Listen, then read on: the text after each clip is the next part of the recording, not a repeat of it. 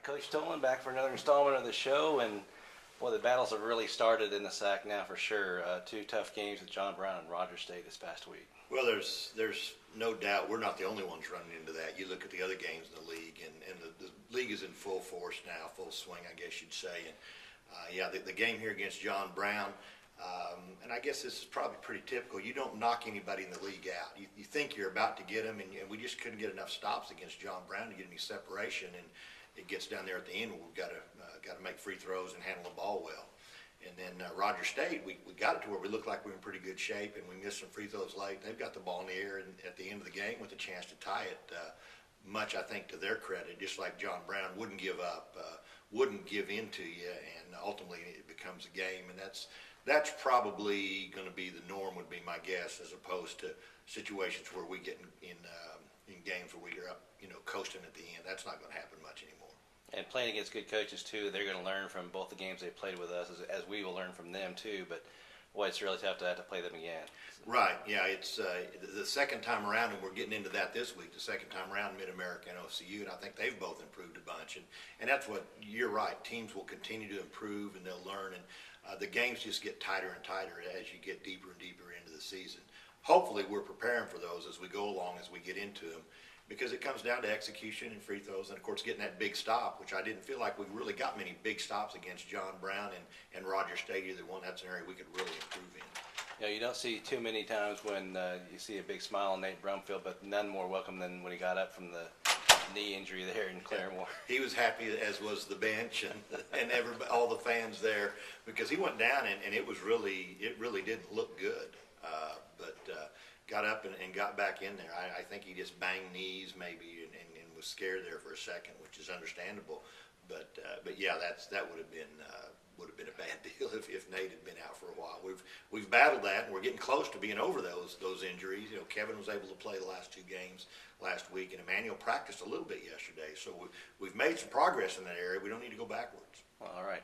And coming up Thursday, Mid-America Christian used to be a team that OU played before they joined the league. A team OU had played just to get a couple wins. Now they're dangerous. Well, they really are. Those guards are so quick, maybe the quickest guards in the league.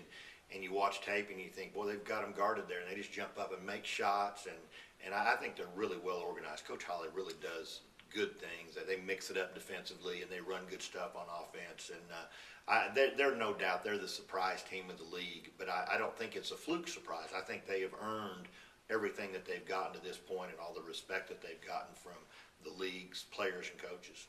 And Oklahoma City on Saturday, another big rivalry game for the Bison. Well, they've played us well, I thought, every time. Their record may not have been great last year, but they played very well. Over here, looked like we had them in trouble, and all of a sudden you look up and we're behind. So they obviously did some good things here. They've added two players since Christmas time, a good solid postman, big scoring postman, which is an element that they needed for their team.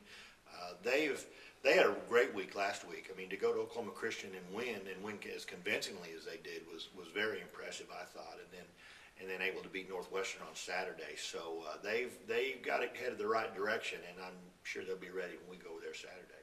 All right, time comes to our player profile segment. This week we're going to focus on A.J. Hawkins, import from Wichita State, and of course you've had a lot of experience with the Hawkins family, but talk about A.J. a little bit. Well, A.J. has stepped right in, and we knew what kind of person he'd be because of Adam being around, and he's everything we thought he was as a person, and maybe more as a player.